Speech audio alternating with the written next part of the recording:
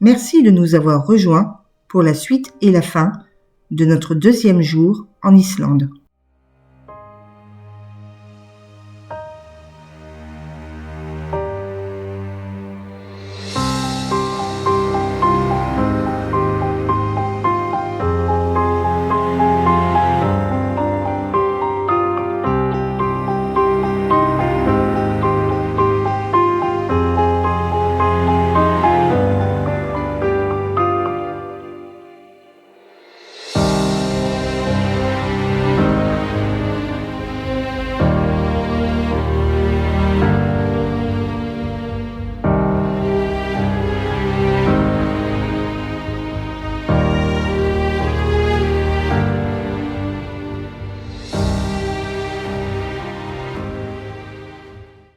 Après l'avoir admiré du haut de la célèbre arche de Dyrhólaey, nous partons découvrir la célèbre plage de sable noir de Reynir, reconnue comme la plus belle plage d'Islande.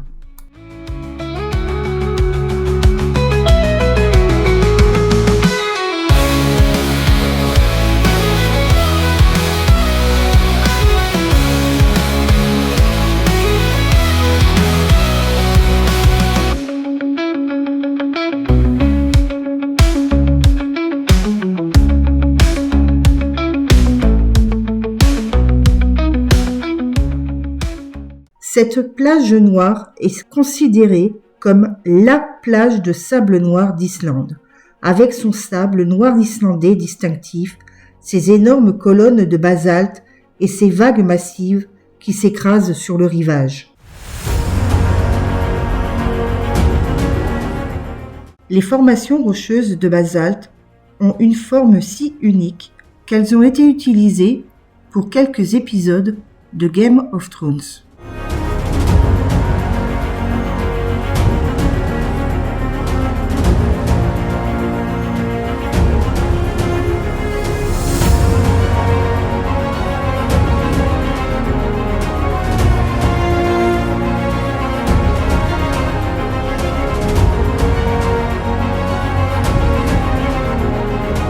Le folklore traditionnel dit que les piles géantes de basalte étaient autrefois des trolls essayant de tirer les navires vers le rivage.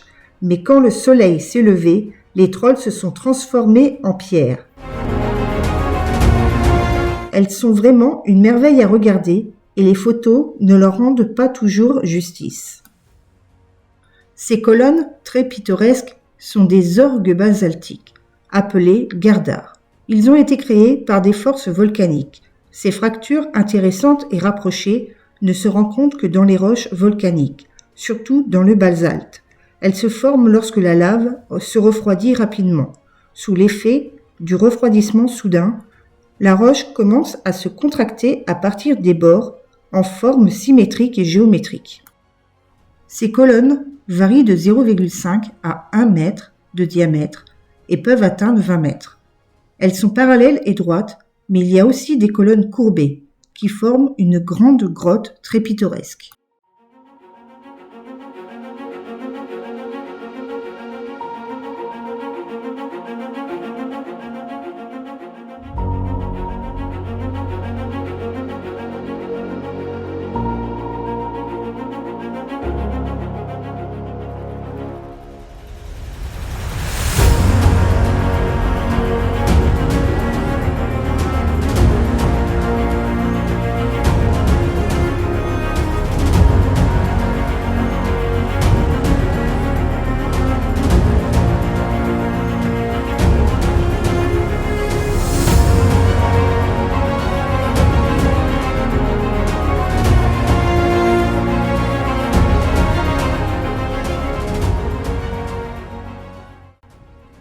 Cette plage est connue comme l'un des endroits les plus dangereux d'Islande.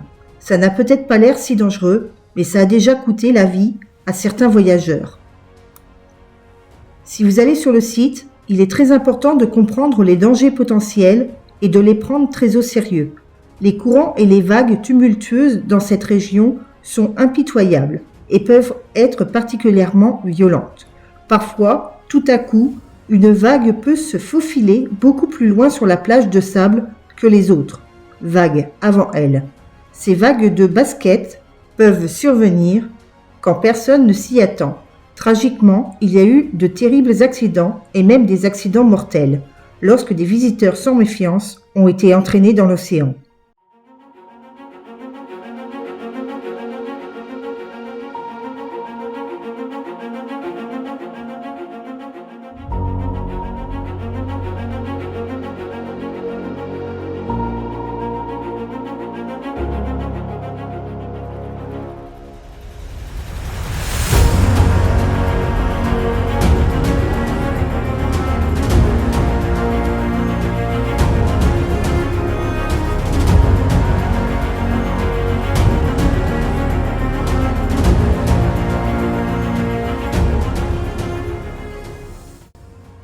L'Islande compte environ 130 volcans, dont beaucoup sont encore actifs aujourd'hui.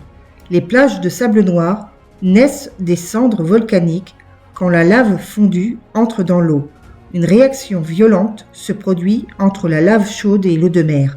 La lave se refroidit si rapidement qu'elle se décompose en débris et en sable instantanément. Une énorme quantité de coulées de lave pénétrant dans la mer glacée à la fois peut produire suffisamment de fragments pour créer une nouvelle plage de sable noir en quelques heures seulement.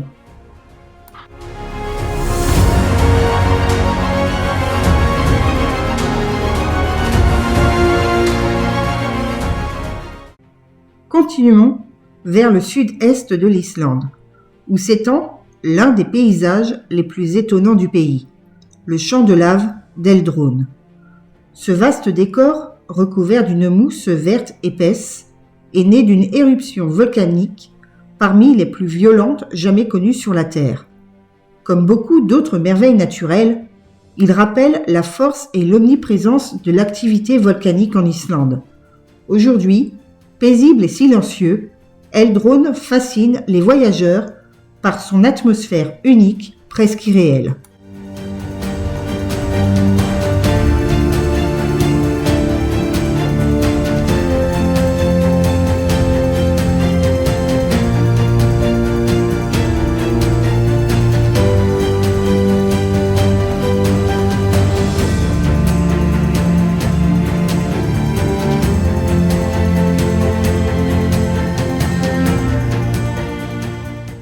L'éruption est connue en Islande sous le nom d'incendie de la rivière Skafta.